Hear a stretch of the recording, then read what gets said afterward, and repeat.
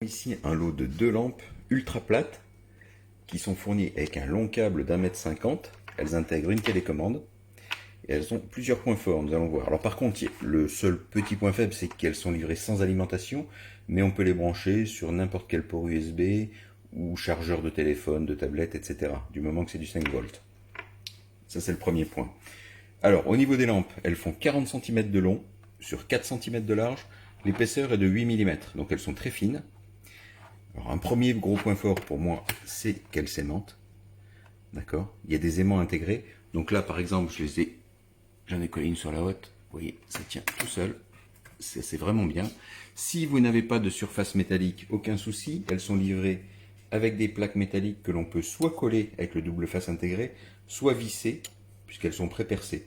Les 4 vis sont fournies, sont des vis courtes, mais dans du bois ou n'importe quelle surface, c'est suffisant pour la tenue. En sus, vous avez 4 clips de câbles par lampe. Il y en a 8 au total. Alors, ce sont des petits clips que vous collez. Il faut que je colle les miens sous les meubles. Vous venez simplement les coller sous les meubles. Et vous passez votre câble dedans pour guider le câble et qu'il devienne invisible. Au niveau de la télécommande, très simple. Diminuer la luminosité, l'augmenter. Vous avez 11 niveaux de luminosité. Et ici, vous choisissez la colorimétrie. Vous allez voir, ça va changer. Bon, alors, l'appareil photo, la caméra corrige, mais on a donc du blanc chaud, du blanc froid et lumière du jour. D'accord, en cyclique. Et ici, le bouton d'allumage qui intelligemment s'éclaire dans le noir. Donc ça permet de facilement repérer l'interrupteur. On rallume.